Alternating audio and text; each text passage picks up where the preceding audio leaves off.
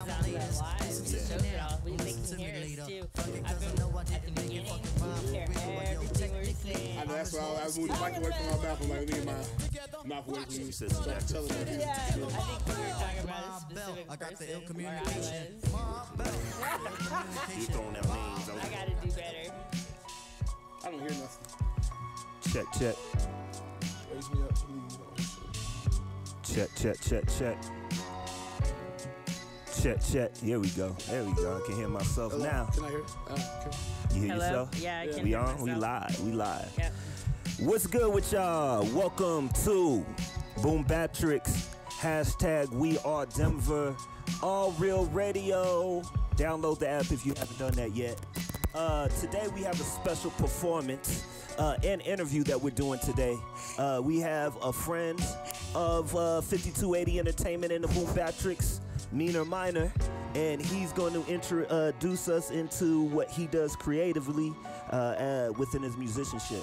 So, let's give it up for Meanr Mynr.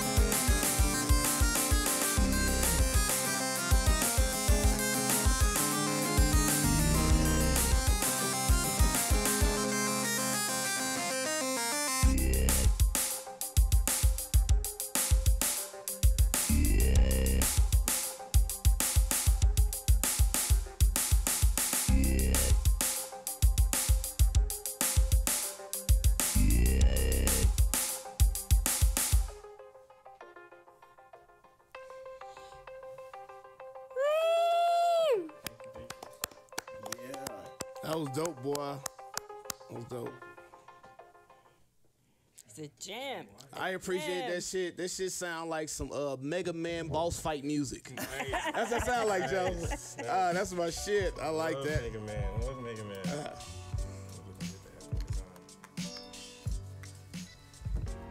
Man. Welcome to the BoomBapTricks. We got these live performances we've been doing lately. This is our second one that we've had on a BoomBapTricks, and we were honored with Meanr Mynr being in the studio with us and performing with us today. Thank you. That's awesome, man. Like, you blew our minds. I was kind of confident that you were going to do that, but I was even more appreciative when I experienced it.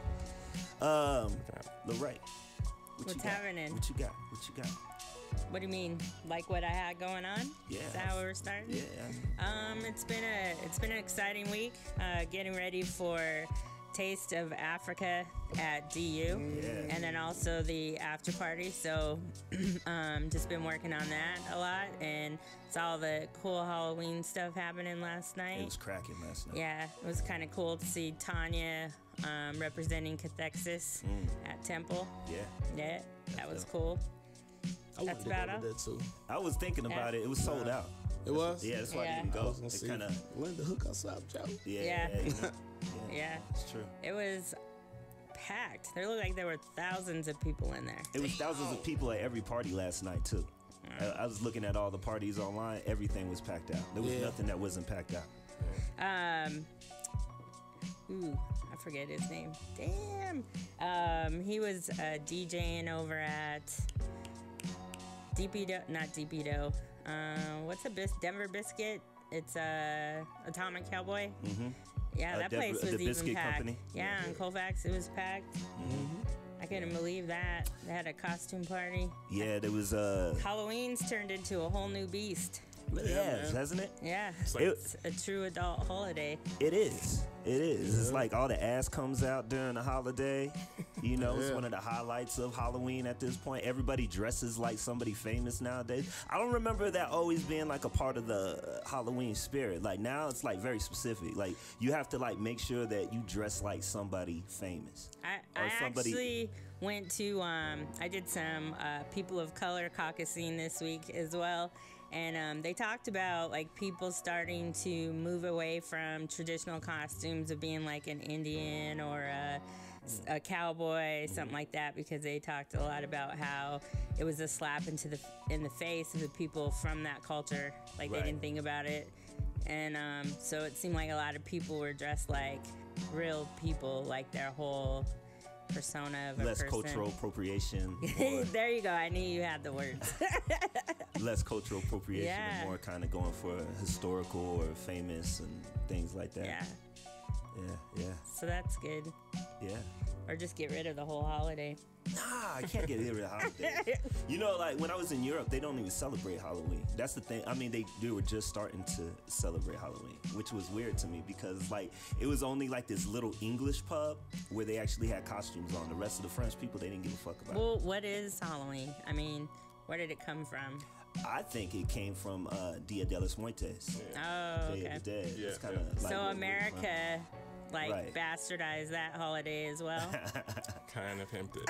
a little bit. All right. A little bit. I got you. What about Anthony? What you got? Man? Anthony's always got the exciting shit. Man, nothing really exciting, man. I feel like I'm growing a lot professionally, man. Like I'm getting a lot of respect and props from a lot of big heads in the community now. You know what I'm saying? They've been hitting me up like, hey, man, we've been hearing about you, and, you know, we've been watching you, and we want to kind of work with you now, which is cool, you know, because respect is important to me, you know what I'm saying? That's why I work so hard. Like, I don't want you to give me anything. Let me earn it, you know what I'm saying, fair and square. And so I've been doing a lot of stuff, and I really feel like I've been coming to my own to where I can mix what I want to say with the funny stuff and kind of like, you know, create my own kind of like art to it.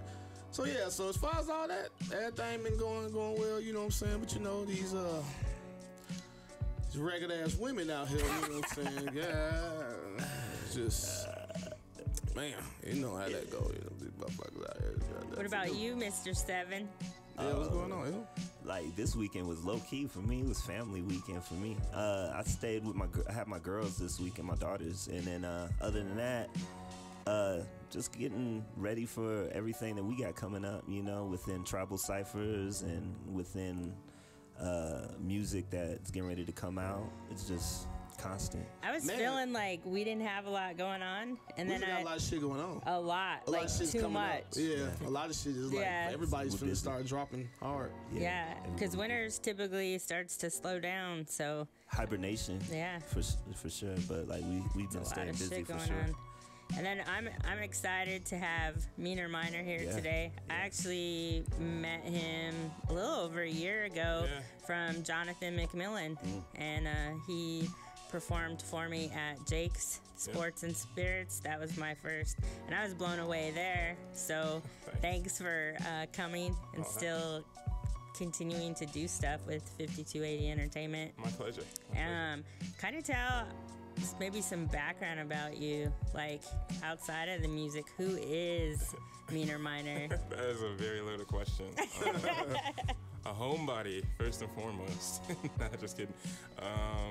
Just a chill dude. I grew up on hip hop and cartoons, so it's funny that you say it sounded like Mega Man, because I wanted it to have this kind of like, you know, space vibe. So yeah, that's what I do. That was dope. So that's what I do to chill. I do marketing by day, so I'm blowing up your Facebook and your Instagram and your Google. I could have guessed that. I'm like, you either in marketing or accounting. I can just tell. I was with the glasses. I don't know. It's a whole vibe you got going on. Right. Hey, for those of you who can't see him right now, he's one of those guys. He got that voice to where when you see him, you're gonna be surprised. To where like, this was what I'm respecting.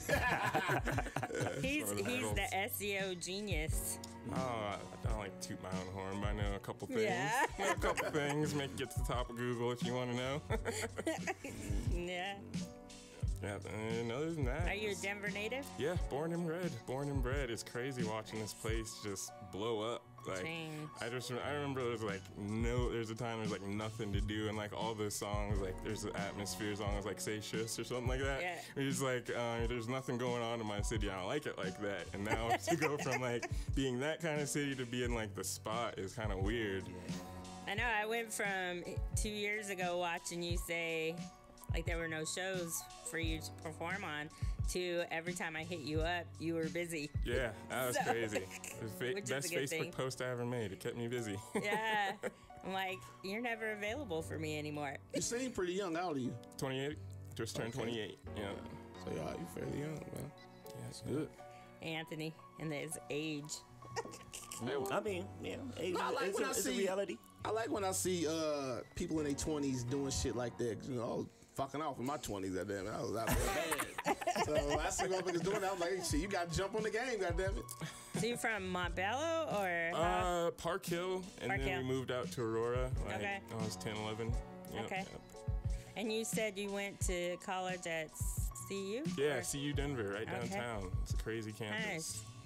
Nice. That's exciting. What was you major in? Marketing. Okay. Yep, and business management, but I was kind of just like, well, I have 2 more credits, so I might as well just do that. So. Do you find you utilize a lot of those skills in what you're doing right now within your music? Not from school. It's crazy. Like all the marketing that I use, like day to day, most of it I didn't learn from school. Like most of it you learn from the trenches. But yeah, I use it in my music a lot. Like they go hand in hand pretty much to me. The hard part is like not to pimp this thing because I love it. You know what I'm saying? And there's all sorts of marketing tricks, and it's like, okay, well, I don't want to alienate people or my music, so it's like, you know, you have to find the line between all that stuff. Nice. So what was the first introduction into music? Were you always into music, or was it something that you kind of gradually, you know, evolved into? I always liked music. I always enjoy listening to it. Like me and my sister would watch the Jackson 5 movie like back to back to back just to hear all of our favorite songs in it.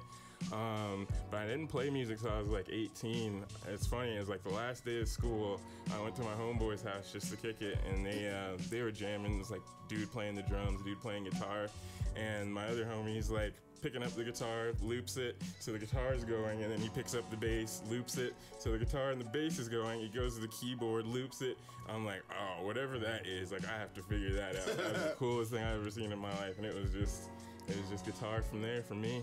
Nice. So do you play any other instruments other than the guitar, or is that your main tool that you're Yeah, that's my main thing. I play mandolin, which is like a violin, but you know, it has strings like an acoustic guitar. And I play bass too. Okay, nice. Do you consider yourself a looping artist? No, not yet. I want to be though. I want to be. I consider like Keller Williams, Jay Dilla, those dudes are looping artists. Got a little bit to go before I'm up there with them. I could dig it. I could dig it. So you say you have a lot of root, and like, actually, there's a few things that I heard you say. It's very Colorado, especially for black people. You reference atmosphere, and like that's a very black Colorado thing. Like I got into atmosphere when I first moved out here. Yeah. So like when you talk about like the hip hop root, where do you actually get your most influence from? Is it from the underground? Is it from a lot of kind of, I guess they kind of label that like emo rap or whatever? Yeah. So where's your influence really kind of rooted? Somewhere in between like Rakim and all the 80s, like when everyone kind of rapped the same, but they still had that, you know, like their whole like technical thing. And as far like up to Nas, I would say like that's kind of all those influences. You just made me the cornerstone. Yeah, that's dope. So mumble rap.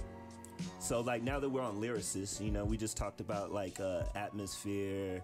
We talked about Nas, Rakim, like real lyricists, poets, in a sense. So like within that, what's your feelings on where hip hop currently is, and like within trap? And I mean, I'm a big fan of trap, you know, and I'm a big fan of like the movement that's actually happening within music right now. But you're right, within the mumble rap scene, there's definitely a divide within that. Yeah. What's your feelings on that? I feel like we have to let time decide, because like I feel like kind of hip hop's going through this thing where rock went through like after rock died, because like now you have dudes like, oh, I'm not a rock player, I'm a shred guitarist, I'm a metal guitarist, I'm a deathcore. So like I don't know, we're just like splintering off, and I feel like time will decide. You know, like things, like, genres get gobbled up, you know, every day. So we'll see if it's around in 5-10 years. But I also don't want to be the dude that's like, oh, well, that's not, you know, Boney James, that's not Miles Davis. Right. We always have that guy. So. Yeah, I mean, like, I feel like my interpretation of mumble rap, I kind of, it's almost like bebop in a sense, where it's like, it's very rhythmic. It doesn't necessarily always have lyrics that connect, but you can identify the rhythms within where it's at. And I think that like that's a connection that I see kind of to jazz in that sense. Definitely. Where mumble rap kind of like, you may not always understand exactly what you're saying, but you can't deny the rhythms of where it goes. Yeah, it's definitely a vibe kind of thing. I like that you said that, because bebop, I think of, I'm like, all right, I just want to like drive, or you know, it's like kind of background music. I'm not trying to get woke or whatever listening to bebop. So it's the same thing. It's like, all right, you know, you just kind of vibe with it. Make the women shake their ass. That's what it is. Put that shit in the club. And you need that shit, you know, like Rick James, all these cats that did that. It's like this. It's the new turn up music. You know what I'm saying? Yeah. That's all it is. Yeah. And it's just everywhere right now. It's just turn up shit. It's just like, it's Lil Jon. Yeah, I was saying that to my friend. Yeah. It's like, you know, when Lil Jon came out, it's like, all right, now everybody's hook sounds like or whatever, you know? Yeah. Yeah. And it's needed. It's needed to evolve the culture, I feel. Like, you got to push forward culture sonically, too. But this is what it is. I think this is what it is with everybody waits to be told what's hot. Where, yeah, that's what's out in the mainstream, but you still got a lot of different music that you can enjoy, but you just gotta go out and find it, because the mainstream isn't putting it in your face. You gotta go out and look for it. And that's why I always tell people, go to your local places and check out the musicians, because someone's there doing something you like. Mm-hmm. That's real. I like where music is right now, especially just because it's so accessible online. Yeah. So you can go online and you can discover all kinds of new music. You know, like if you looking on YouTube, if you're looking on Spotify, wherever your outlet is, SoundCloud, whatever, like you're gonna find some new stuff that you normally wouldn't like run into. Yeah. And I think the internet has made everybody more connected in that way. So do you push your music online pretty heavily? Is that your major outlet? Yeah, because my thing is like, you know, my music is kind of like my marketing, and I just want people to hear it. Like, if I'm not making music for people to hear, like, why am I making music? So yeah, I just put it out for everybody, just like listen for free, you know, and rock with me at shows. Yeah, I really like putting music out there because people share it, and I like the internet, like you said, it makes it like a community, and there's like, so many ways to find new music, like Spotify. They'll give you a new playlist every Monday. Like, that's pretty sweet. None of your friends will do that for you. So. Yeah, that's real. You have a very good Facebook following. Your artist page? Yeah. Yeah. It's one thing I kind of pride myself on. Yeah, you're killing it. I was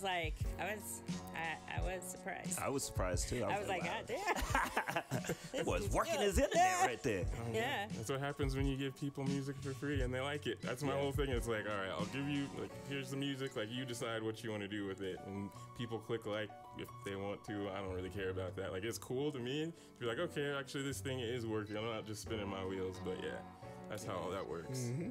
Well, like right now it's an independent movement. Do you ever see yourself like signing to a label or anything like that? And I'm kind of like Ninth Wonder. The only dude I would sign is with Jay. Just because, not being cocky, like just because like you don't need a label anymore. Like you have DistroKid, you have TuneCore. Like you don't need people to put your music out on digital platforms. Like, yeah, you need somebody, like if you want to get your physical copies of your CDs in the store, you definitely need somebody to do that. But I'm not at that point, and I figure I'll have a solution for that when I get to that point. I like that. I like that. So, within the creative process, like, what do you gravitate towards more? Do you gravitate towards studio or performing live, or do you like a combination of both?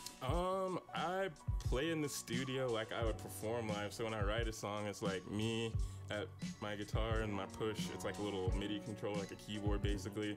And I'll just run through a song like I would live, and I'm like, all right, that doesn't feel good live. All right, we need to take that transition 3 bars earlier or whatever.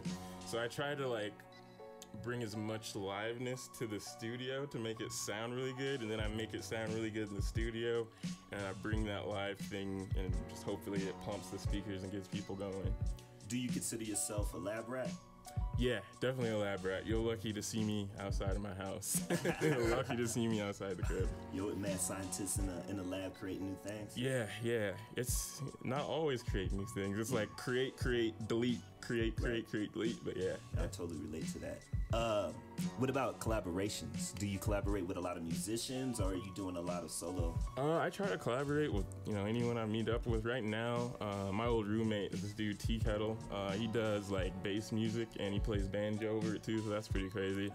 There's this dude Deals Makes Beats. Like he's one of my favorite producers, and he's just a good dude. But yeah, there's other people too. But yeah. Nice.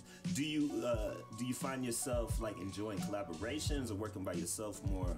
I like to balance. I like working by myself because when I make a song, it's like, all right, I have a story, and I usually know like the beginning, middle, and end, or like by the time I'm at the middle, I'll know the end of it. So I can like, fly through a track with like pretty clear ideas.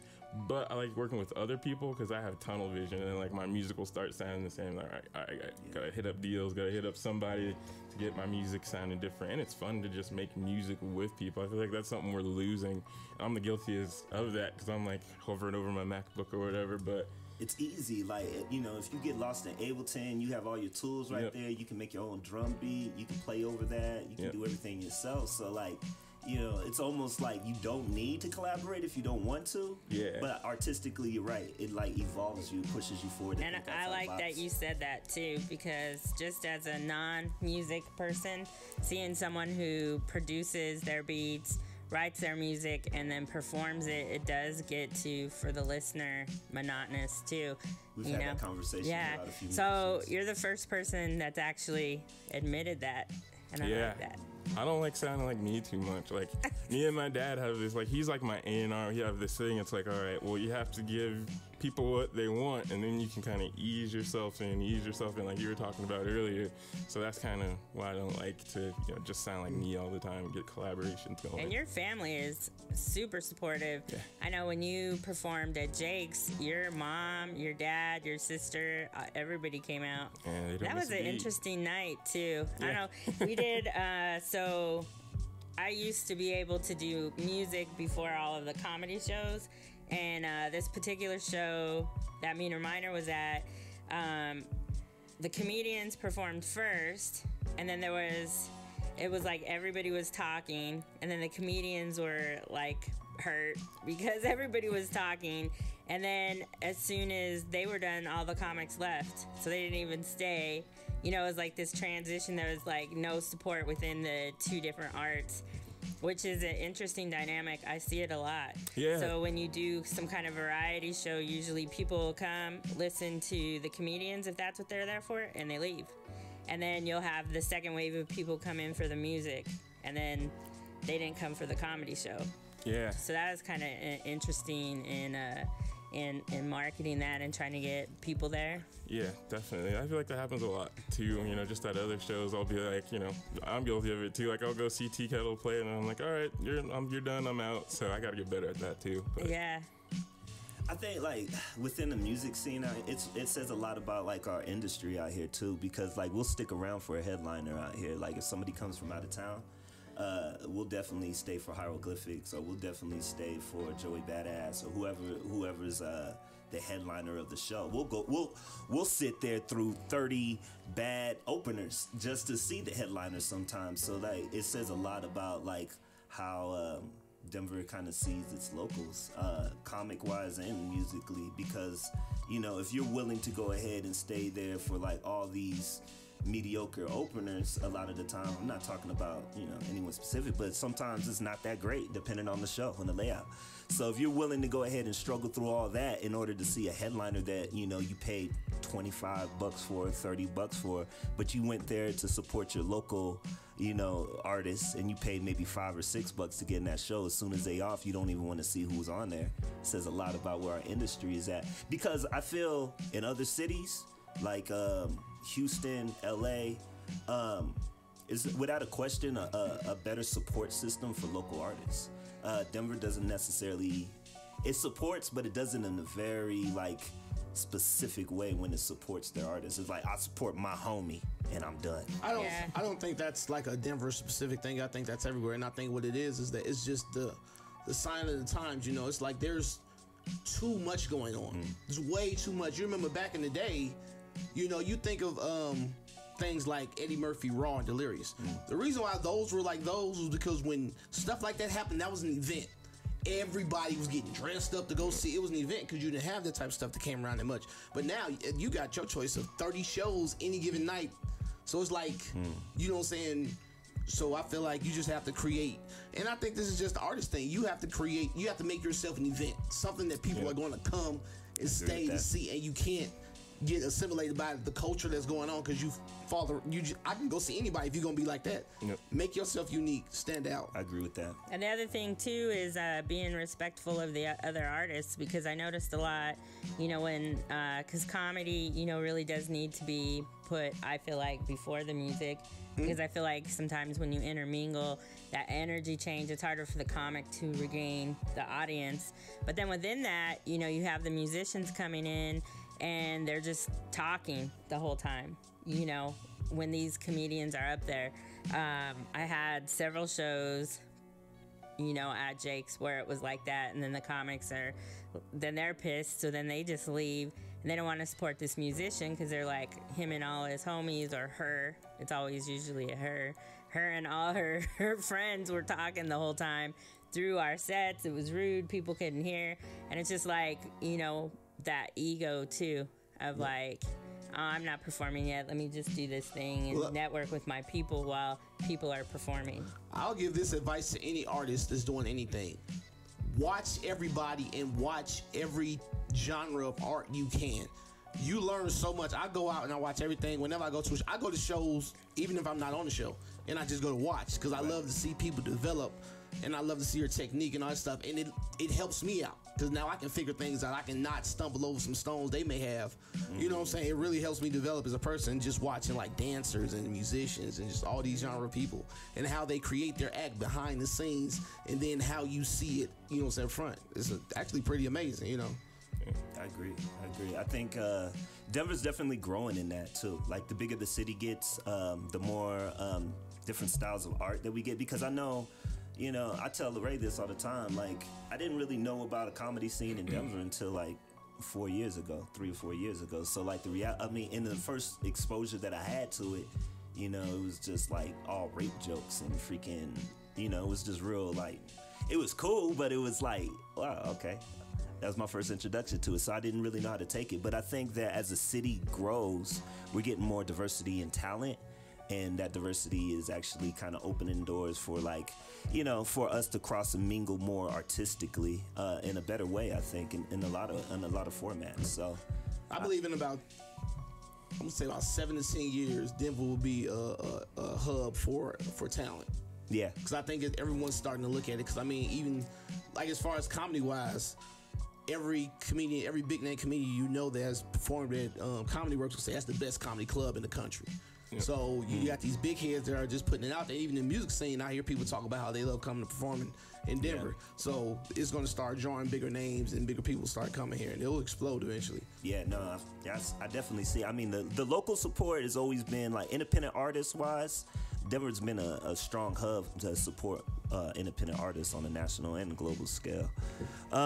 So, within that, what you working on right now, man? What projects do you got going on? Right now, so I just finished up the Sacrifice EP, and that was pretty cool.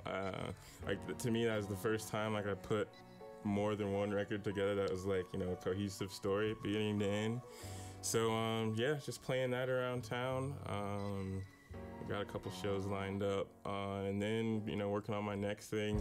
So I kind of want to, I'm a huge Kendrick Lamar fan, and I really like what he did with Good Kid, Mad City, and To Pimp a Butterfly with, like, you know, like, I feel like there was a time when skits were really dope, and then there was a time when skits, like, just started being not worth listening to at all. Mm-hmm. And he kind of brought that back, and it wasn't just like, oh, it's a skit to make the album, or it's a skit to have 18 tracks. Like, it goes through. So I want to do something like that. I haven't figured out exactly what it is yet, because I don't rap or sing or anything, so it's gonna have to look different for me, but I want to do something like that. So that's awesome. So can you give us a little insight on, like, what Sacrifice was for you and, like, how that came about? And oh yeah, I mean, it's just like one day I, like, woke up and I was like, you know, like, every decision you make, I mean, it's obviously one or the other, but you give up something. So, like, you wake up, and if you sleep in, you're missing out on school or work or the money that comes with, or, you know, if you go to work, you're missing out on sleeping in and getting that extra Z. So I'm like, everything you do has a sacrifice to it, and it's like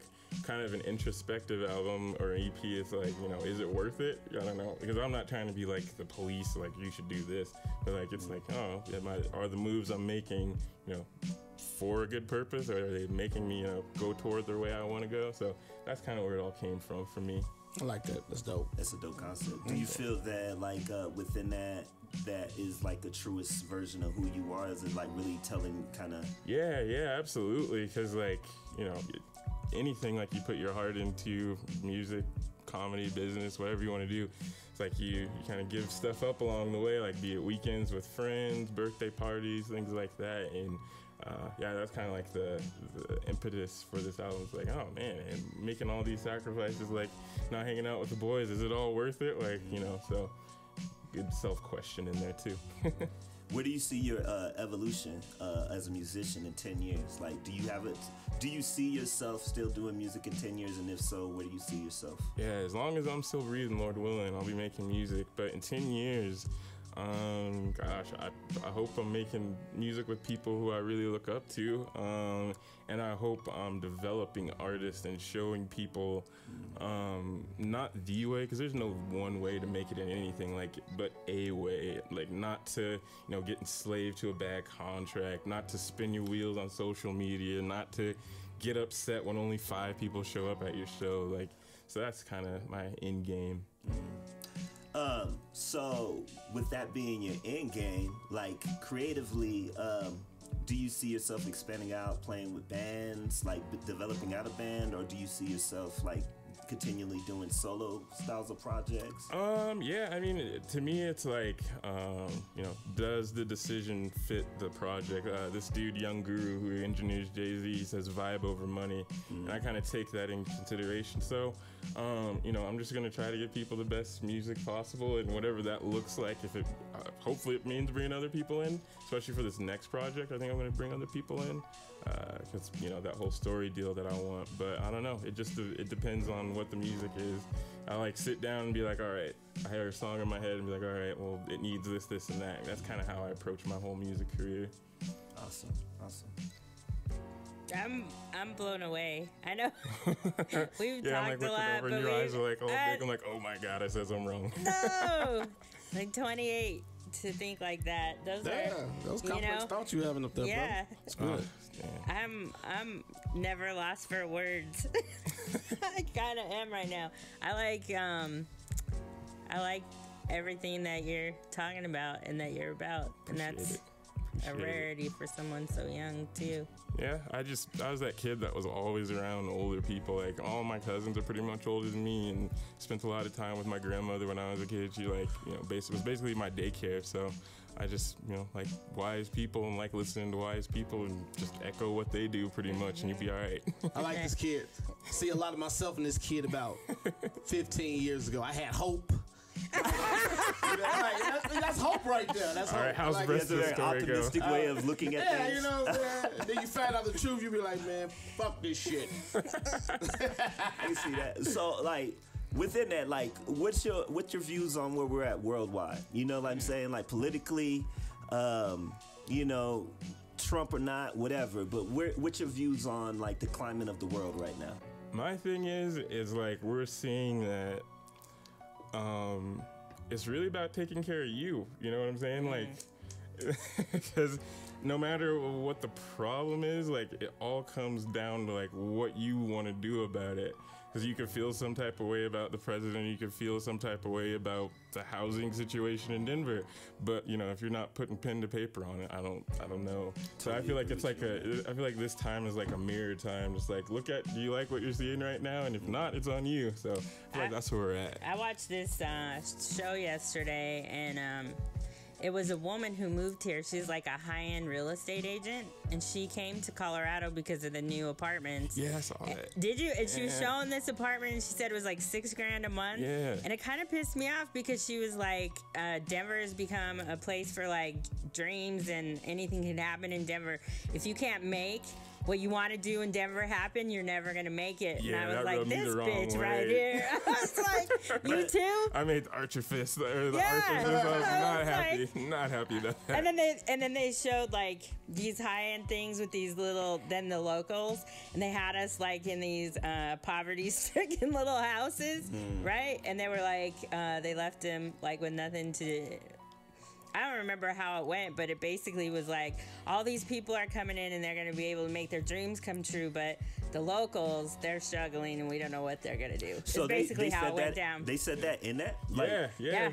Wow. Yeah. That's deep. And I think like that's the thing about gentrification on a global scale is that there are always new people who are coming in benefiting from like the foundation that the locals laid down, and like happens more times than not. And like the reality of like the fix on gentrification is like really easy, but it's really complicated.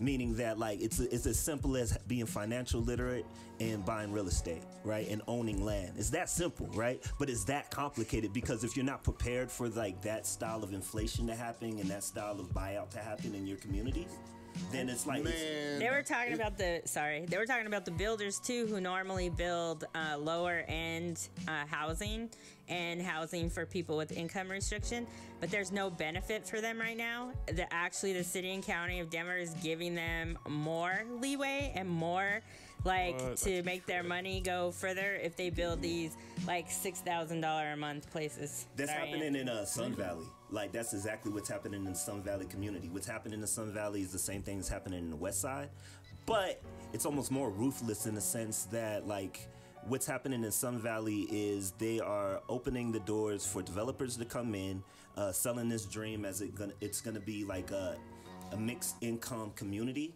But in reality, in any mixed income community, usually who gets sacrificed first are the people who are the lowest. Because the taxes go on the highest property in that area. Exactly. Sorry I cut you off. Oh, you cool. No, I don't think people understand that right now, man, this is a pivotal point in history. You know what I'm saying? I think of just life in general in terms of history. And right now, I think it's like the powers that be are flexing their muscle. They're like, we can do what the fuck we want to do. What are you going to do about it? Oh, yeah, absolutely. On an international scale, they're just flexing on us. Yeah, that's all they're doing. And it's like, and what it is because people are getting so rich off of tech, just all this stuff. The thing that has shifted to where they relied on the middle class, lower class to do all this stuff. Now it's where there's so many young, rich people in the economy, and like we don't really need you motherfuckers anymore right now. True. You know? That's deep. That's what's happening in Jamaica. Majority of the people who are native that live in Jamaica, they're not allowed to be on the beaches. They have one designated beach that they can be on. The majority of the beaches there are owned by billionaires, and the people that live there in Jamaica are now like considered servants, right? Yeah. Slaves. So like what's happening is you have all these pretty much tourists who are coming into Jamaica, and within there, the only people who are really making money are the billionaires that already live there that are having more tourists come through. But you know, the people who are native there, they're not having any jobs. The fish that are like within the ocean or the sea that they're around, like they're actually dying off quicker because of all the development that's happening, and the people there are struggling, and it's not a conversation being had because the people don't recognize it in complete and total. Well, that's what's happening, the conspiracy theory for Puerto Rico. Yeah, that's what Anthony was talking about too. Yeah. Well, when you look at it like this, man, like they're coming in and they're not even building housing for the people that's in the area. They're specifically building housing to attract a certain demographic of people because they know those. They're doing it. Yeah, you know what I'm saying? And they come in and then you have the city that just ignored this area for all this time. Now we're just throwing money at that area. Now the streets are getting done. All this stuff is happening. You're like, why didn't you put that money into the economy when they weren't there? Exactly. You know, it's just it's bread. It's money, man. It's a money game. Because this is what it is. This is what people need to understand. They found out, well, if we try to make y'all slaves to us, y'all gonna revolt. We can't have that. So we'll make you slaves to the money. Yeah. I got the money. You a slave to the money. You're not slave to me. You're slave to money. But I got all the money. So essentially, you my slave.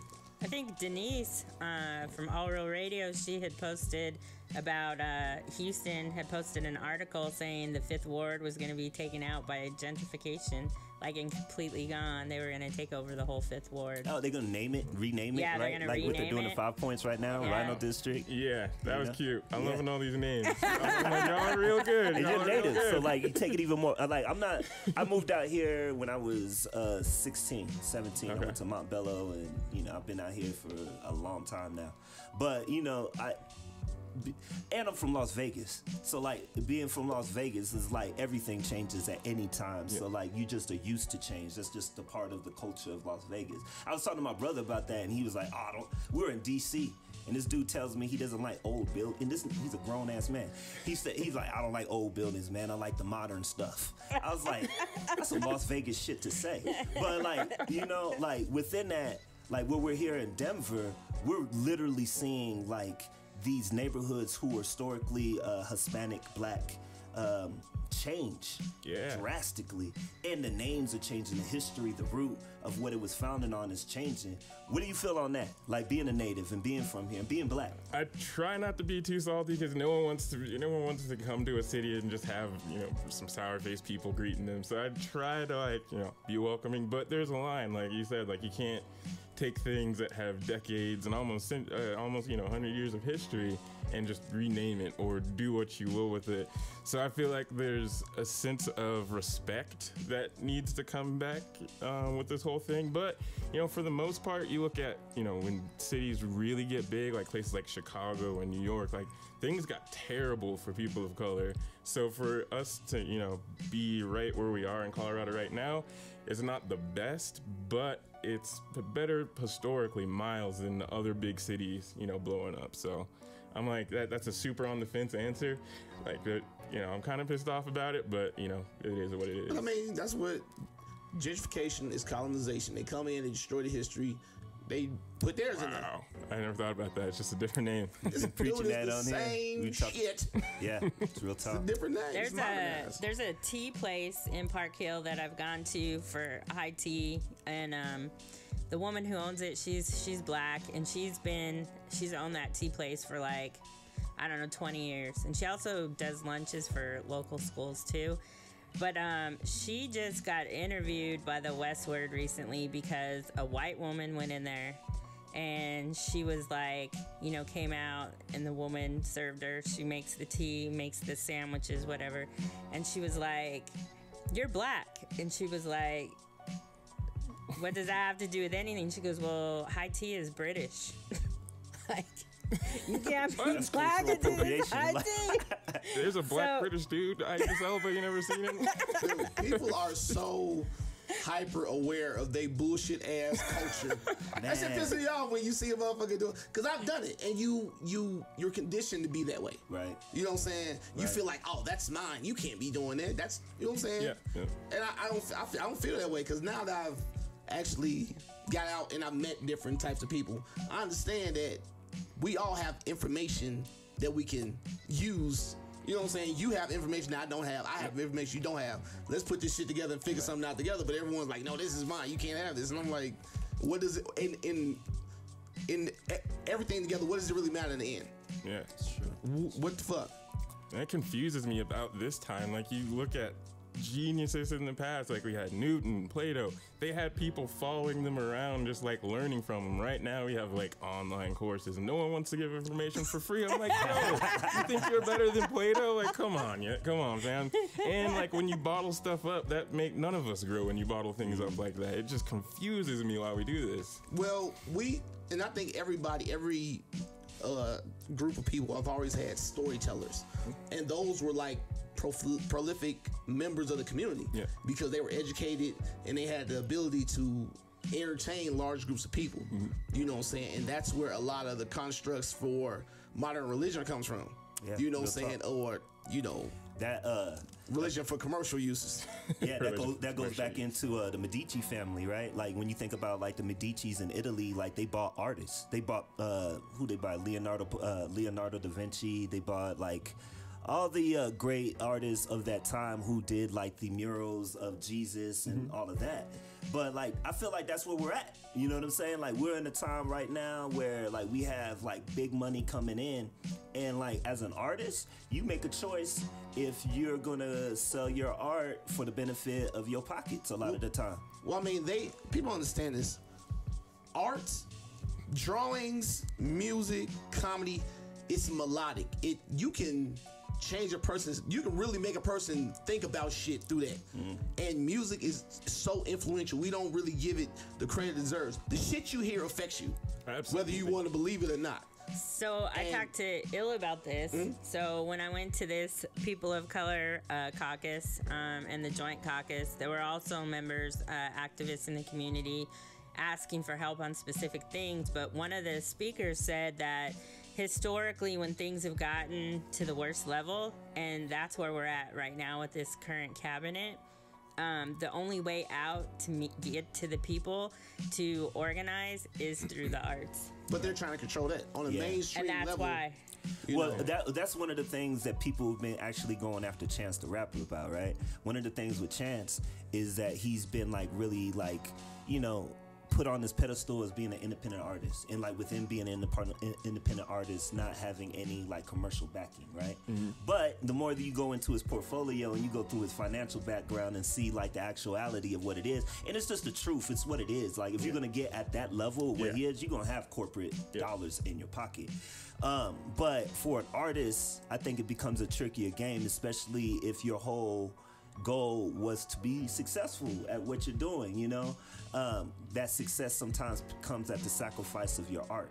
And I think like right now, like people on an international scale, we actually have more power than we've ever had. I feel like I equate like where we're at right now almost back to like the 1920s and 30s, when music was really like just getting pushed. In the sense that we actually have our own outlets, and there's nobody who can control those outlets yet. There's not any constructs that have been developed in full that can like take that from us.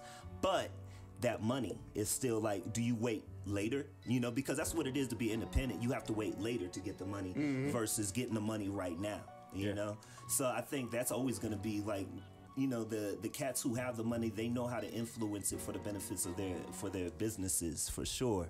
And as an artist, it's on us to have the integrity artistically, you know. And that's what I like about what you were talking about earlier is like you understand marketing and you understand how that works, and you're like, yeah, I could utilize these skills to push my music, but I don't want to alienate my fans. So I think that's an important thing. As an artist, do you feel it's your role to even address any of these things, like politically or socially, that's happening? Yeah, I mean, because you know what I'm saying, like if I view it like everyone who listens to my music is like one of the homies, right? So if I'm not trying to tell my friends that somebody's a bad dude or if this situation's messed up and here's what we do to fix it, like if I'm not going to tell that to my friend, you know, I have to tell that to the people I make music for. So yeah, I absolutely feel that responsibility, but I don't want to be the fun police. I don't want to be that guy. So you know, you have to do that carefully.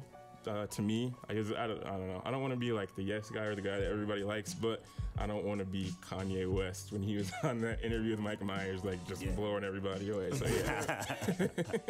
Yeah, you know, Kanye is like one of those artists, though. Like all respect, you know. But he's brilliant, you know. And then within that brilliance, when you have like that knowledge that we all have, and then you get to that platform, it's gonna drive you crazy a little bit. You gonna be like, it's all fucked up, y'all. I seen it.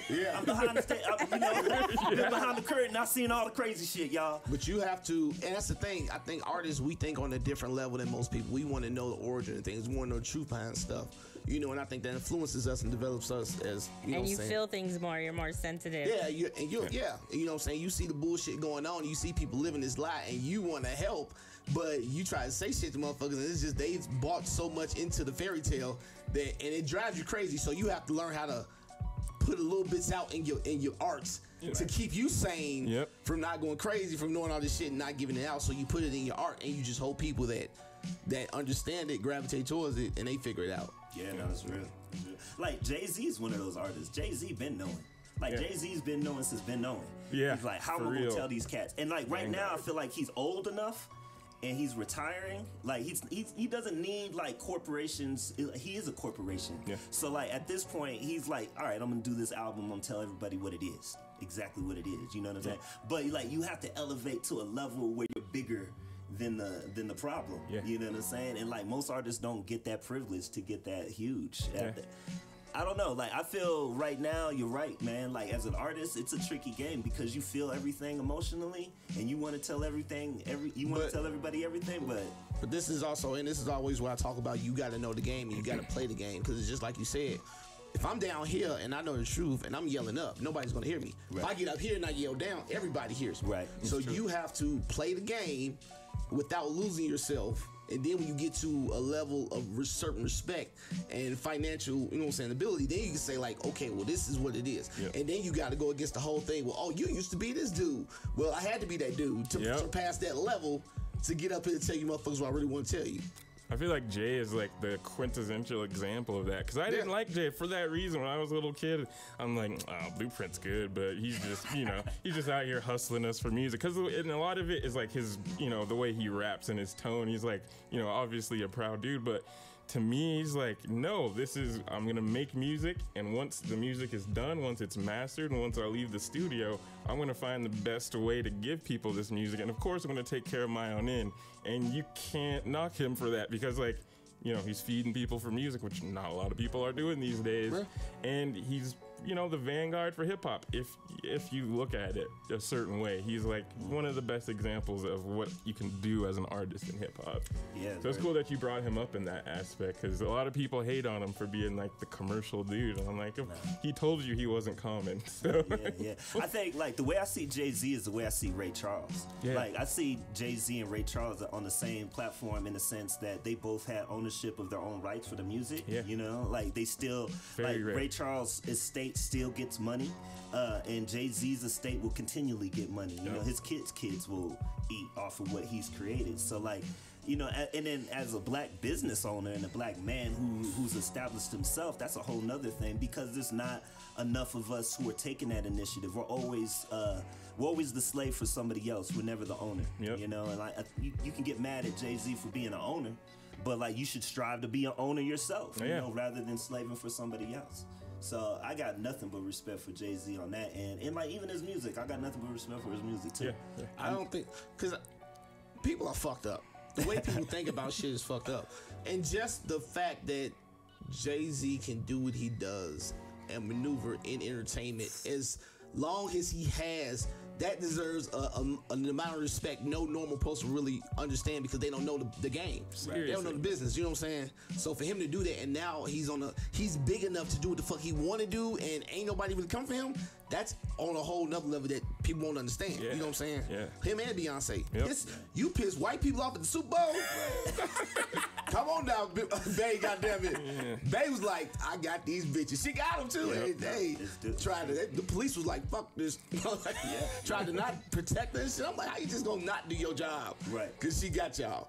But it is what it is. But I respect them for that. You know what I'm saying? And you gotta understand, everybody don't start out perfect. Motherfuckers gotta learn and evolve and figure it out. You know what I'm saying? And when the person figures it out, you have to be open to their message. Right. And Jay-Z's been around. He's older than Rakim and Nas. I didn't know he was older than Rakim. Yeah, he's older than Rakim. He came out at the same. Him and Rakim are like, he's like a year or two older than Rakim.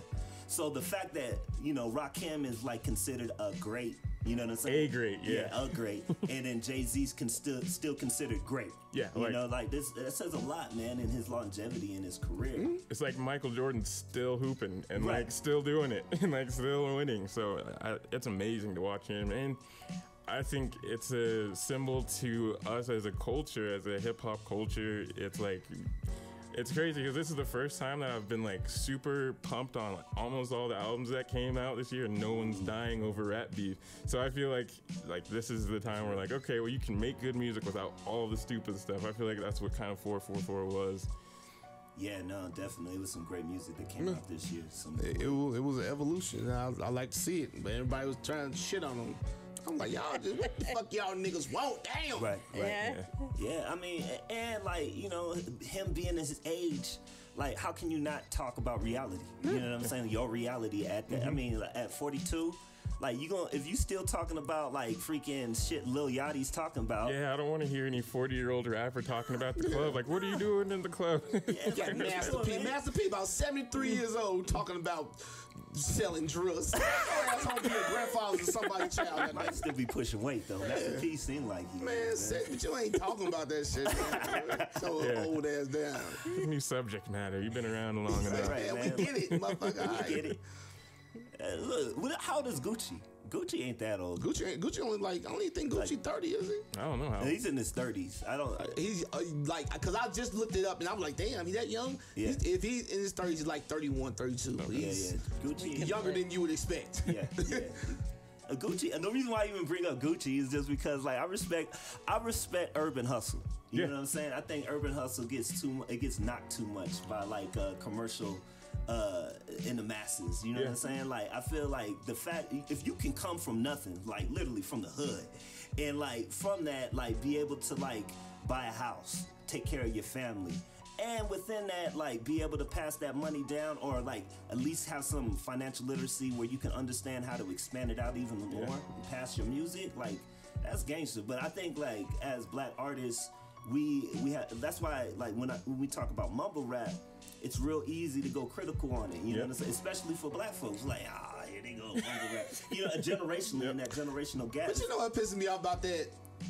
We've had a lot of shitty music back in the day too. Right. Yeah. Like bullshit ass music. We just don't.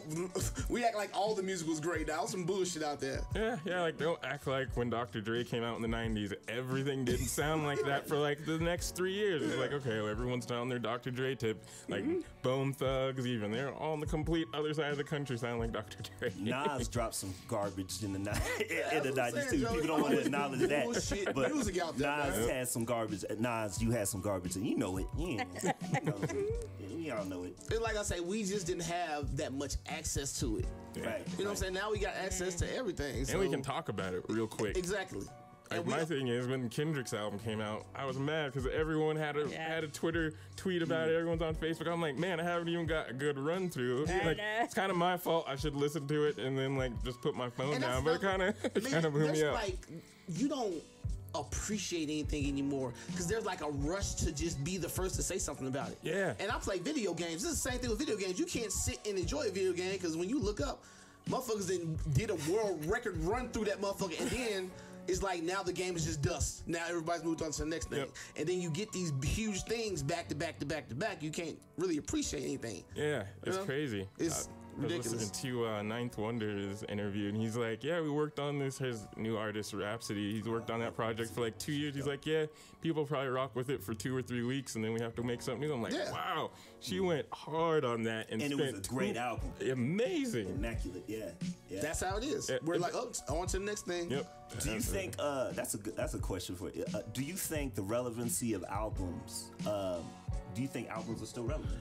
I ask myself that all the time because, like, I'll sit, like, I'm a person that will sit and, like, if Wu-Tang comes out with a new album, I'm listening to 1 through 18 no matter what. Right.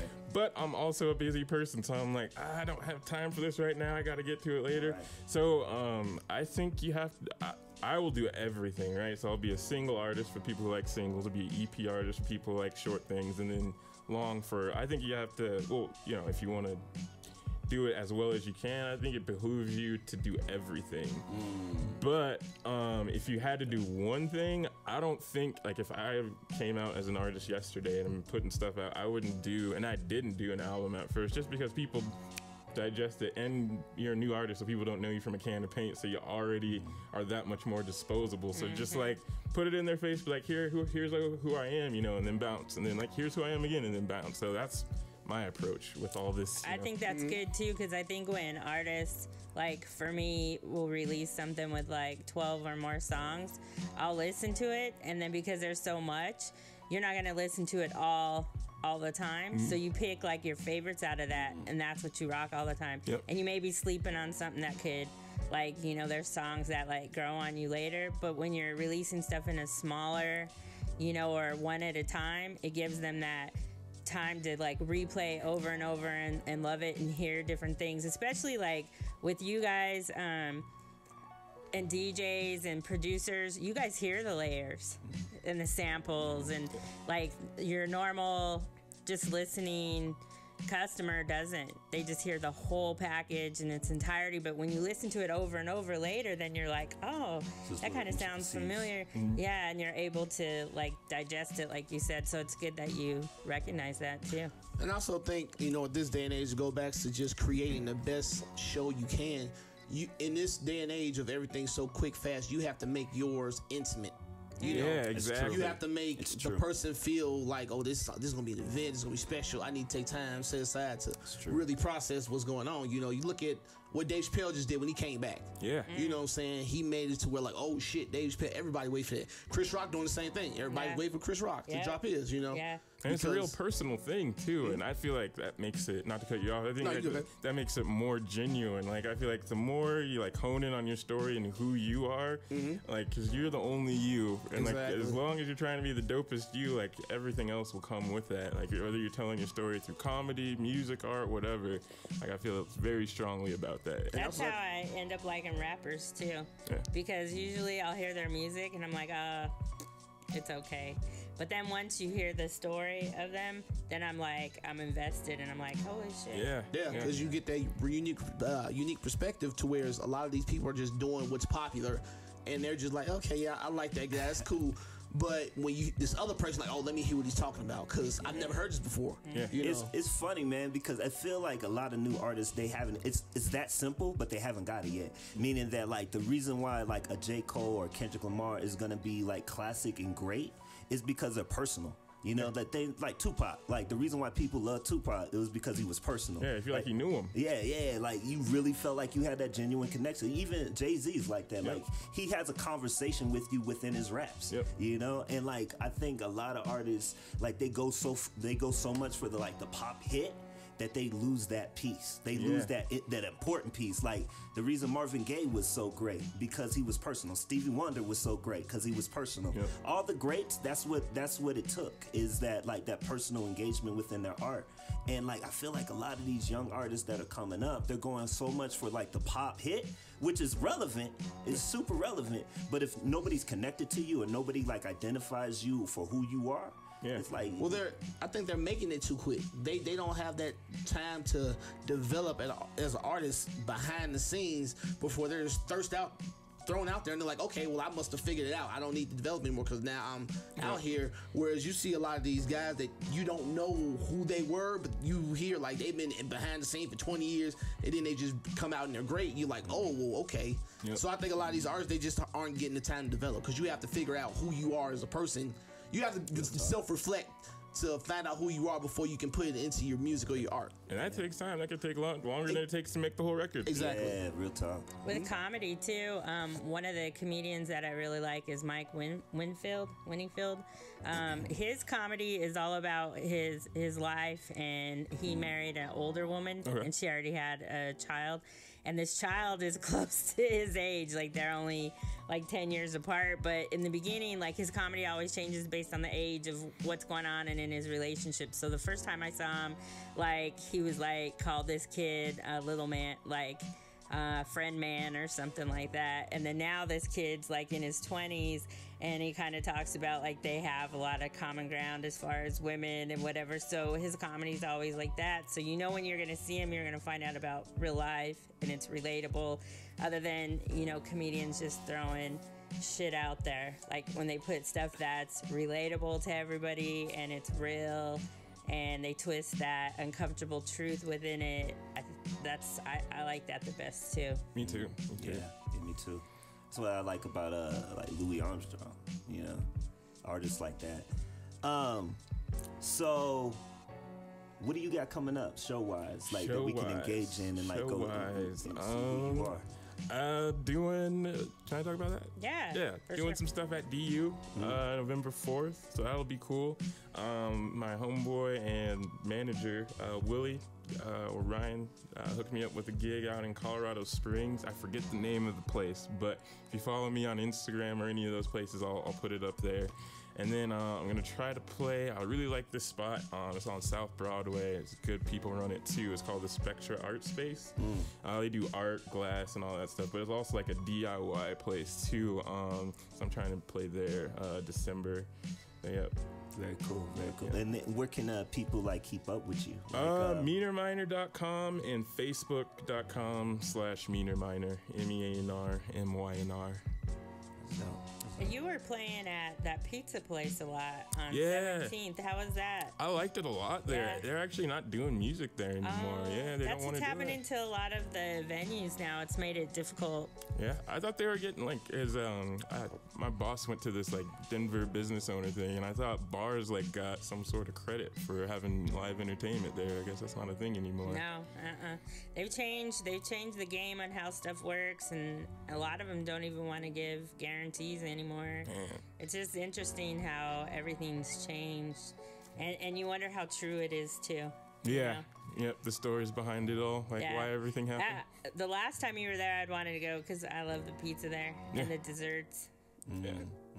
What do you feel on that? Like, why do you think the game's changing so quick around the venues? You being somebody who does booking and everything like that. I was talking to a venue owner, and he was kind of telling me that with the music and everything, they used to like it because people would come in and drink more.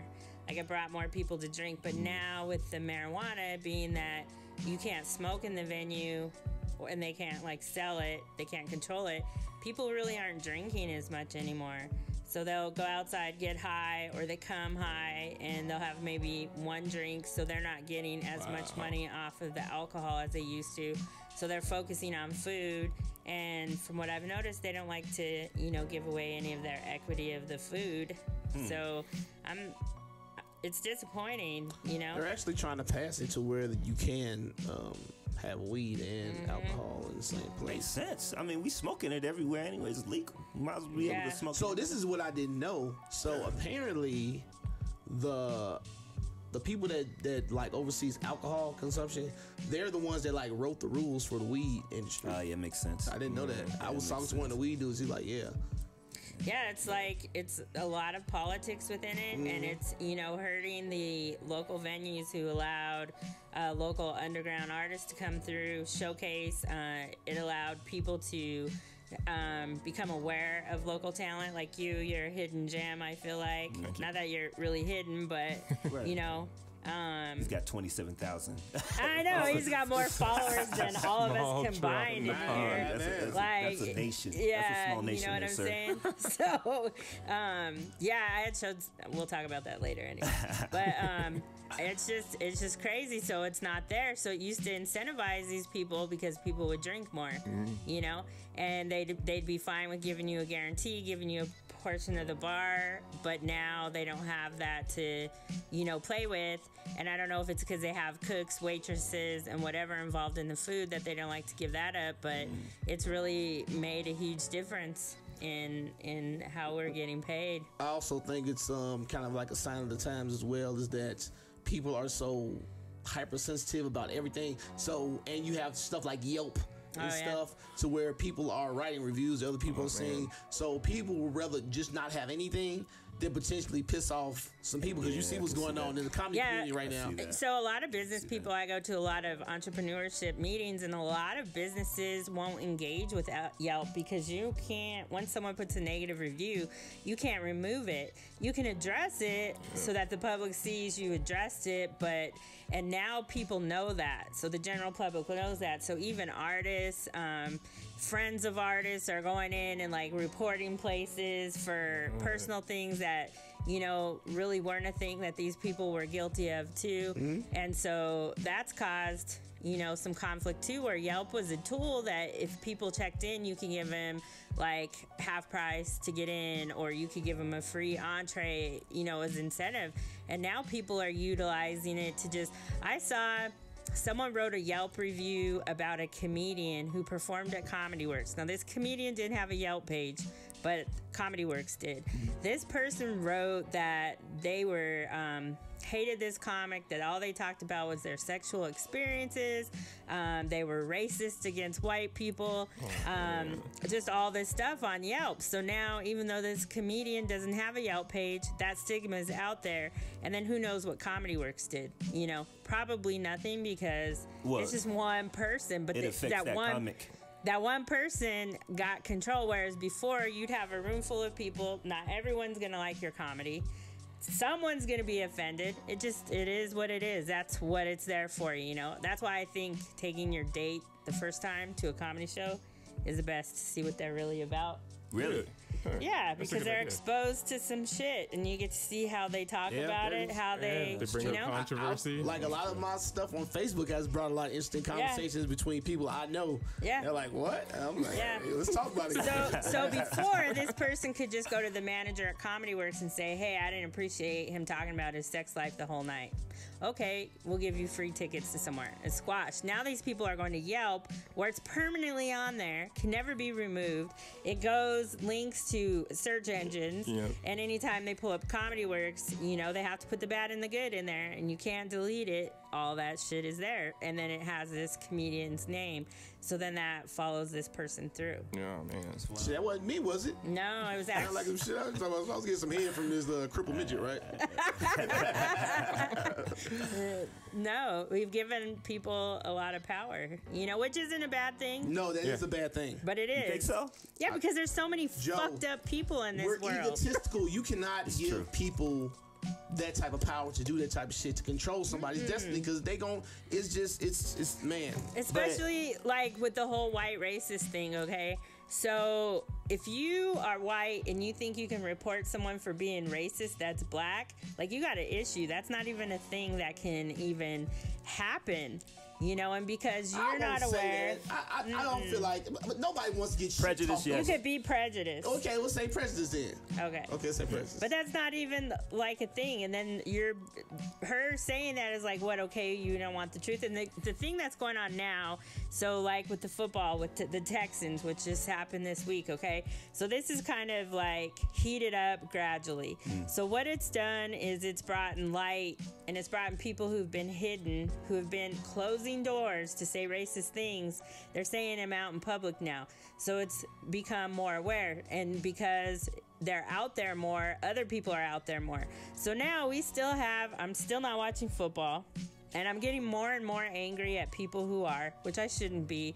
But now we have this whole shit that happened this last week, and people are still watching. Like, they're still watching. Yeah, people ain't gonna stop watching. This Texas owner said this shit like they really don't. until it happens to you, until something happens to you or your family member, My- and then you're gonna want to talk about it. My thing around it too, within what you're talking about as far as like oppressed. That's why I'm angry on Sundays. I could tell.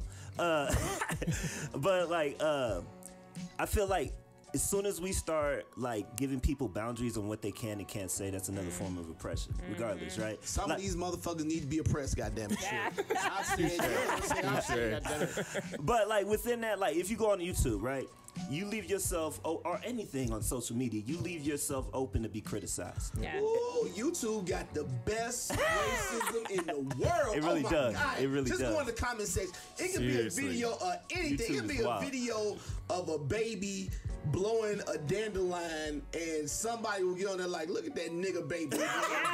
Yeah, any reason. They're out No there. reason at all. It was like, okay. But like That's up my day. those styles of things have to come out, like, because that's how you discuss it. Like, if you don't know that there's a problem, people go under the illusion that everything's cool, and if shit ain't cool, then let me know that shit ain't cool so I can address the shit. Dude, but it's like, I hate the way you try to force people. People gonna think the way they want to think. You just Right. gotta accept that shit. If you racist, fine.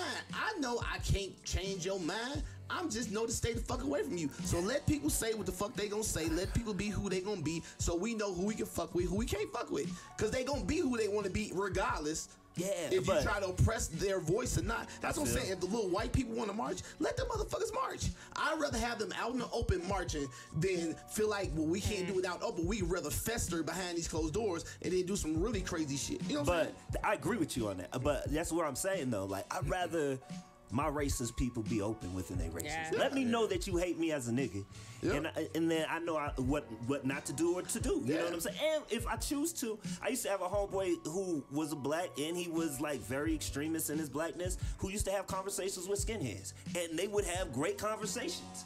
And I think like, it's not the racism. The racism is the distraction. Like, really, once you get past the racism, you're talking to a human being. Yeah. And once you can talk to a human being on a level, then that's a real, like, building But that's conversation. the thing. We have it to where you can't say what you want to say, so you can't have the conversation that you need to have. Did you see there's a local comedian, well, I'll classify him as a comedian. He just posted a video about a Lyft experience he had this week. Oh, yeah. This, that. So that just happened seen this that. You week, showed me that. and the Lyft driver like drove off, calling him the N-word, and left him and his wife pulled on a the gun at him. He pulled a gun and loaded it. He the loaded Lyft a gun driver. in front of his face. Yeah. Whoa.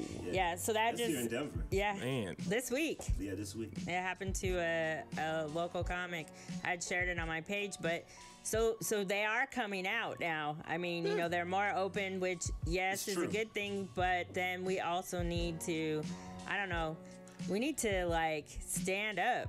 Oh, yeah. I mean, I mean, this I feel- can't be okay. like in the 1960s when television was just the biggest thing, because TV really got to its prominence in the 60s, right? Yeah. Like, it was really something that defined, which is why Malcolm X was such a crazy thing to observe for white folks, and why Martin Luther King was such a crazy thing for them to observe. Internet is the same shit. You know what I'm saying? In the sense that it's the biggest platform, we have the most access, and we've never had that much access to one another before. You know? And I think that, yes, right now it's hard and it's uncomfortable, but we have to let it go and do its process. Because once we let it go and do its process, then people will go ahead and get tired of hearing the shit, and then we can be reactive to it in a way that's actually like progressive. But like with football, in my mind, in my perfect world, my utopia in my brain. So this football owner in Texas basically tells all these men that work for him and make him a lot of money how he really feels. Okay, cool. I'm not working for you anymore. Why can't it be just as simple as that? You can't have a football team. I agree with you on that. Black and brown people. Nah. But You're that's not done. his. It's the players' responsibilities who continually pay for him after he said, like, I don't like niggas. If you continually play as a football player on a nigga hating owner, then your ass is a slave, and you should be treated like one. That's how I feel about it. The reason why I feel that way is because like that's where it becomes the paycheck versus like the athleticism in it, like your career within it, right? Yeah. Like you don't want to lose the paycheck, but like there's still a morality freaking issue within that. That comes to be, that's just being a man. Yeah. Look, you ain't got to give a fuck. You ain't got to care. You can just say, I don't even give a fuck about what they talk about. I'm here to play football, get this check, and go home. That's fine. Be that dude. Just speak up, say you that dude, and respect that motherfucker as such. You just don't give a fuck. It's you know true. what I'm saying? But It's if you true. a motherfucking man, it goes past race. It goes past everything. If you a motherfucking man, and another motherfucking man pretty much say, I own you as a man, you gotta say, I can't have it. Yeah. For real, like, I can't even be a part of this right now. Like, I gotta whoop this motherfucker ass or something, but I just can't go out in this field and play after you just essentially told me that you own my manhood. Yeah. You know? And what is that to me? Like that, I'm like a huge person. Like, what does that do for kids? Because like kids are our future, and like if we're not taking care of them, we're screwed ultimately. So like I'm thinking about all these little kids playing little league football. It's like, okay, well if I'm black and I'm a little kid playing football now, I think, oh, all football is slavery, and I go quit that, and now I'm more at risk of doing something stupid because I don't take up my time with football or whatever it is. So I feel like like a lot of what you guys are saying is like you have to, when you're in a position that these people are, where millions of people look up to you, like you have to own that. You have to carry. Like we're not just like jesters in the court anymore. Like you are a moving part of culture, so you have to take some onus on that. But you're talking in terms of rationality. Yeah. These motherfuckers ain't rational people. And That's then we true. also got to realize That's way too a lot of these logical cats for are young most too. They only in their 20s. Just We got a think they're a boatload lot of money. older than they are because they're rich and they're famous. But a lot of these cats are young. They didn't even get time for, you know what I'm saying, to hit that point in their life to where they even give a fuck about anybody else. True. Very true. So, Very true. They're like, let me get this money, take yeah, care of let my me fuck family. these bad bitches off Instagram. Pop bottles. Show the cameras your shirt today. Oh. Nice. That's my man Fitzgerald out there, and he's in Virginia. Actually, he has a clothing line called Crown. I wore it before. Yeah. But he has a clothing line where there are affirmations for black community. You Sweet, know, I like that. Yeah, dope black human. Yeah. Fitzgerald. So maybe our white allies should take this football team from him. I mean, but that becomes a whole nother game, right? He owns the team. He bought it with his money. So like, Well, no, I mean it's a Is a it? board It's thing. just like Yeah, anything they can else push in it out, America. Yeah. It's given to you. Even though you buy it, it ain't yours. Your license Well, ain't yours. They can take they that. Took, dude, They take your the one that house. told his girl don't bring these black, don't have these. Oh, Oh yeah. yeah, that one Yeah, dude. They for- took his game. what was The it? Clippers. Was he on the? Was it Oakland or it was No, it was the Clippers. the It was, Clippers? it was the a basketball LA team. Clippers. Yeah, they took his team. They made They him took his sell team? off his shares. Wow. They made him Yeah. sell off his shares so he Yeah. didn't have a part in the team anymore. I forgot But about it's like that. football has its own like it's like true. a mafia Yeah. or something. The It's a movie whole can- other. the Yeah, fact the that movie the can president. Dude, because it's the arena. Oh, yeah. It's like the Roman arena where Yeah. you had titans Very much fighting so. against each other. In The the fact movie that- Concussion, they're like they own a day. Like when you look about it, you think about it, they own Sunday. What are people doing right now? Watching the game, going to get beer, food for the game, or something like that. So The fact that Donald Trump felt like he could go ahead and put like some type of political like power over what these players were doing within kneeling, that's crazy. Like the fact that a president cares about a sports team or a league, that's backwards on that one. super backwards. And like, why does Trump give a fuck about what these players are doing that much anyways? Well, I mean, Because we you know know what Trump why. is? But Trump is the old white dude bagging groceries at King Super. Is he president? That's it. That's what Trump is. That's why he give a fuck about this shit. Because that's the same shit that motherfucker. Trump is an old white truck driver. He's just president. He care about old white truck driver shit. True. that's why they all relate to him too. Like, that's my people. Yeah. My people right there. Oh no. You know what? Like, if nothing else, Trump is he's needed in the sense that he's showing everybody where America still is. It hasn't progressed. It's been what it's been. Obama was an illusion for all of us. We got the illusion that we were comfortable and everything was progressing. And Trump was like, ha ha, caught your ass. Y'all thought it wasn't America anymore. It's still America. Yep. And I think that like the rest of the world know. That's one thing about like going overseas and being out of the country.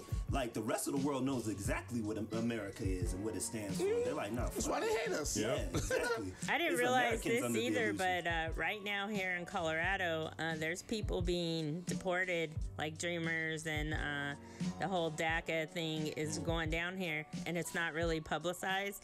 So when I went to the People of Color Caucus, there was a representative there, and he was saying that nightly ICE is going into people's homes and taking kids and that have been here since, Wow. like 2 years old, whatever, and deporting them. And because they don't know their rights, which I didn't know this, they kind of went over it, that you don't even have to talk to ICE. Like, it's your right not to. Actually, Denver City, the city of Denver, actually has made it illegal for a city employee to turn over somebody who is an immigrant in this country. Meaning that if you know that somebody who's an immigrant here, you're not allowed to go talk to ICE, report it to ICE, or anything like that. So, like, the city itself, it's illegal for on a local level. Now, on the federal, because ICE is federal. Yeah. You know what I'm saying? But They're on the doing local whatever they level, want. like, and I was talking to somebody about that recently, where like sooner or later, I feel like the states are going to start being their own countries in the sense that they're going to start having their own laws outside of the federal, because it's already happening. It's happening. They won't have that. No, It's happening. It's happening. It's happening. It's happening right You now. still gonna pay federal taxes? Well, no. yeah. Like that'll be what it is, because Yeah. the federal government is gonna always want to get what it get. But as far as like the states themselves coming up with They're their own deciding rules, what they want Well, to. I mean, there's a lot of different laws from state to state and county to county. You know but what I'm even saying? more so, more like Europe is, like, because the euro is pretty much under one federal thing. That's why they all exchange the same currency, and that's why England wanted to go ahead and pull away from it. But like America is going into that format really quick, even more so because there's like these extreme differences in the ways that we kind of view what's right and what's wrong. Arizona's crazy right now. They killing Mexicans as they come over the border over there, and they're building up the wall over there. And Texas is doing that too.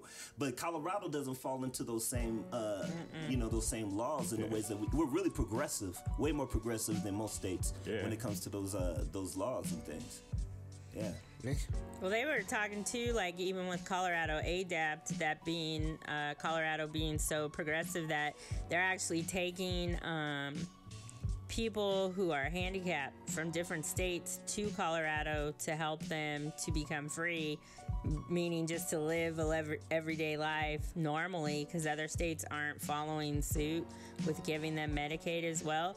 And so they're calling it like the Underground Railroad right now. I mean, like there's so much stuff going on that like isn't even put out there through even social media. And then sometimes, you have to make it, I guess, really dramatic to make people want to like engage in it. Yeah. That's why too. I like Candy Baca, because like the way she engages the community, she riles them up. She knows how to engage them. She's got balls. They're swinging. Like, I don't even know how she walks. She's like my hero. That's just sexy, Joe. And she's sexy. She goes in on these politicians to their face. Yeah. And their social media tagging them, and and she's losing stuff. They're trying to play hardball with her right now, but they've cut funding, and I know the dude who's cut her funding, but like they've cut funding from some of the programs that she's actually doing, which is deep, because that just, and the dude who did it is a person of color from the community. So like Albus Brooks. Yeah, sure. So like within that, it just kind of it just shows like the ways that we get pawned against one another, and on the local level and on the federal level for sure. Do you engage in any activists like? No. I'm trying to figure out what that looks like. Don't do it. I'm trying to figure out what that looks like for me. Don't do it. He says, "Don't do it." Well, Anthony's awakening, and it's hard. Yeah. No, nigga, night. I'm going back to sleep. Fuck y'all. That's what. I don't give a shit Anthony's about like, I'd you rather not know. Negroes. Nah. But he knows now, He's so been once you knowing, know, you can't go back. Anthony's been knowing though. Anthony just don't want to. He just now is addressing it, but he's always been awake. I feel. Like I don't. I don't give a fuck. I'm trying to fuck bad bitches off Instagram. That is my whole goal in life. I want to meet Erykah Badu and look into her eyes. Man, she'll wake your ass all the way up, man. Man, I'm gonna tame that line. Ain't nobody never tamed that line. I'm Watch afraid this. to meet Erykah Badu. Straight up. watch this I love shit. her music, but I'm afraid to meet her. I'm gonna have Erykah Badu in a pretty pink apron, making pies, putting them on the windowsill, making freshly squeezed lemonade from real lemons. Erykah, Goddammit. he's challenging you right now, so I hope you're listening. It's It's possible. It's a possibility she's listening too, because I know Ja Bourne, and Ja Bourne works with her. He listens to All Real Radio on occasion, so it's a possibility that Erykah may get this message from Anthony Armstrong. Hey, man. I fuck with them cupcakes. Come fuck with a pound cake, goddammit. Pound cake, this motherfucker. Denise, make sure Erykah gets this.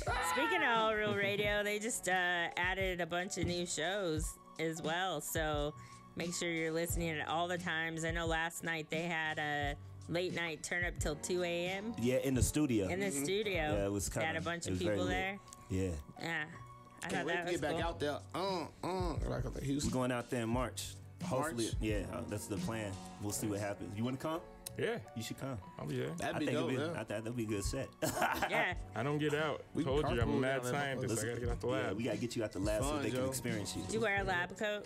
Nah. T-shirts. Are you Rick from Rick and Morty? Nah. If I was who would I be? I'd be Bugs Bunny if I was a cartoon character. Because he is always witty and like always figuring out. Like to me, Bugs Bunny was super ghetto because he always like figured out these little ways to like get Elmer Fudd and everybody. So I'd be Bugs Bunny if I had to be I somebody. like that. I like Play that. video games? Yeah, not as much as I used to, but yeah. What you into? Mortal Kombat all day. Yeah. Fighting games. Tekken? Tekken, yeah. Actually, my parents wouldn't let me get Mortal Kombat for the longest time, so I had to rock with Tekken until I either went over to I my hated cousin's house. Tekken, man. I was a Street love Fighter Tekken. legend. I was Street a Street Fighter? Fighter legend, yeah. Oh man, give me that Eddie Gordo dude, that Brazilian dude. Yeah, on Tekken. Yeah, I'll work you over with that. Give me classic Ken and Ryu. I'm a classic dude. They Work your actually ass over. just had a Tekken tournament here in Denver, like an international Yeah. The Tekken video tournament. game industry is so humongous. It's ridiculous. Yeah. Like these tournaments, man, kids are winning $5 million, $6 million in these Yeah, tournaments. there's a It's kid crazy. who did this F1 competition, and he's like driving real F1 cars now and like telling them how to spec out his cars. Like he won this PlayStation competition. That Dude, bugs me out. it's so technical now. It's Yeah. ridiculous. Yeah, no, my little brother, he's all into the tournaments. He went to that tournament here in Denver. that It's they just man, had. it's crazy because I play like the fighter games, first person. It's Okay. amazing how they make the different weapons feel different when you're firing them. Like it's so technical and Yeah, stuff. yeah. And they'll actually give you the specs to show you why this is doing this and wind elevation and all sorts of shit. Wow. Yeah, my dad is into the first fighter games. Yeah. Oh yeah, we went all across the board, man. Yeah, we was talking about that thing. we talked That's about. good. No, I like when we do that, actually. Yeah. It makes it more interesting for me because I don't know. The first half of this show, I barely knew what y'all were talking about. I just Whatever, sat dude. here like, yeah, I know what's going on. In the second half, like this is my time. I'm like still waking up. No, I'm that's wa- real. I'm Like, awake now, I think. what time you wake up, Lorraine, on a Sunday? What's your Sunday look like? Before we started doing the show, I'd sleep till like 4 in the evening. Now I'm waking up like at 1, Waking up at 1:30. the crack of dawn, 1:30 in the afternoon. Yeah, Crack of afternoon. yeah. My Yeah. grandma used to say I like to sleep till the sun came out of my ass. That's funny. That's what she used to tell me. But I have a problem getting to sleep. I didn't go to sleep until 5:30 this morning. So Yeah, you know. that's I don't actually that's a have a problem problem. sleeping. I'm a nap king. Yeah. I sleep yeah. like 2, 3, 4 hour increments at a time and then back up fully charged. Let's go. That's how Einstein used to get down. He used to take his little cat naps. Yeah. He survived off of cat naps. Yeah. Yeah. 2-hour naps. There's like some research that shows like, you know, I'm kind of a nerd. Like I read Yeah, yeah. random stuff, but there's research that shows like you're better suited just like 2-3 hour naps like throughout the day just to keep you rolling. And like we weren't originally supposed to sleep through the night. Like that's a pretty new thing. Yeah. Right. Which is crazy to me. It's like I could not sleep through Dude. the night. What are you gonna do? Especially if you don't have a There's computer. so much to do. Dude, You it's can so much- clean, do laundry. I get a lot It's of so work much. done It's so at many night. things we do. Western civilization changed a lot of things that it made it bad because we're all about look. We're all about making things look pretty. How we have modern day toilets and we're supposed to squat like you know what I'm saying, shit like that. You know what I'm saying? But it was all about making things pretty. And now we're finding out like all this shit we've been doing is like bad for our bodies. Like we fucking ourselves up. Yeah, by sleeping doing on a bed's bed's bad for you. Who thought of that? Yeah. You know what Shoes it's are like terrible going for to the you, right? grocery store at 1 in the morning? That's amazing. No one's there. Look, you get I in, could get get with out. that. I could get with Yeah, that. damn, No you- lines or yeah. anything. Yeah. Yeah, What grocery stores are open at that time? Some anymore? weird Yeah. ass grocery store. King Supers. There's a They- couple King Supers that are 24 hours. I thought they if you stopped save that. it. I thought that was like a law or whatever. The stores, No. Nah, that's 24 I think it's hours, just bro. in specific areas. they ain't open 24/7 where I'm at. Nah, she the No. person you go into the store. Yeah, they are. You got that nice ass King Supers That's not on open Cherry it and closes Lisa. down. No, that's No, my yeah, that one bathroom stays spot. open. That one stays open. Yes. Yep. Yeah. I need to go get some snacks then. Hell yeah, they got those dollar apple things in the bag with the cinnamon. You choose shit. all the goddamn snacks. Yeah. She know all the new snacks before they come out. You know, I'm saying the tweet coming out. I hate you. He wasn't here for the what's your fry status? I mean, I seen what? that. I did see that though. No, I seen it. I watched it. It was What hilarious. do you like? I know I'm fry bad for status? this, but do you like McDonald's fries? Yeah. I think they're life. They're They're life. fries before guys from there. They're life. Yeah. What do you do when you go and you're gearing up for these fries? What do you tell them when you order? Oh, Do you just order your fries? yeah, just let me get some fries. I Let me want to get a know if large those fry. bitches are fresh. She asked for the fry status. What? She Yeah. goes up The to the fresh window ones? and asks for the fry status. Yeah, when I'm in drive-through. I want to know. Are you Okay. gonna give me some pre-fried shit, or are you That's the dropping Look, them if you're in the serious order? about your fries, you absolutely need to know that. Cause like, I mean, you spend a lot of time in the drive-thru, like especially the one by my house. They have 2 lanes and it's always busy and they are taking forever. So I understand. Like, I just be like, yep, fries aren't fresh. I'm out. Sorry. Right? Yeah. See, I'm out. But I'm not gonna And take fries that seriously. McDonald's has Hey, thank taken. They're gonna start She got using fried more lingo. humane chicken. I do for everything. So I don't know. I think we're coming up to time here, or I don't know. our We can just keep talking timekeeper. about whatever you're talking about. Actually, we Two got 2 minutes. Yeah, I want to make sure everyone downloads All Real Radio, starts listening. We're gonna be completing our season 1 and be putting out there what that looks like on our social media. You can follow us on Facebook at BoomBapTricks. And go to BoomBapTricks.com as well. And I'm very excited for November 4th. This event is the first of its kind. It's social justice at its finest. We are doing a Taste of Africa, which you can get your tickets on Eventbrite for $6 or $8 for that event. It includes your food. We'll have DJ Zenus. What's going on there? We'll have I don't know what Miles Miles being is weird. doing. That was distracting. I saw that out of my peripherals, like he's trying to dig his way out the room. That shit looked nasty as Yeah. fuck, man. Who's he got in there with him? So we'll have a bunch of food from all over Africa there, and then we're doing the after party, which Anthony will be hosting. We're gonna have a drag show. We're gonna represent for the LGBTQ community of DU, and then Meanr Mynr will be doing a set, and then DJ Skip Rip. Oh, that's gonna be Zenus is super dope. DJing as well, isn't he? Zenus is DJing the Taste of Africa from 6 to 9, and then Skip Rip will take over from 9 to 11:15. That sounds like a good party right there. That sounds like it's gonna be lit. I would like to, before we get out of here, I would like to recognize a very important figure in human society that I don't think gets enough credit. I would like to recognize Lisa Marie Nowak.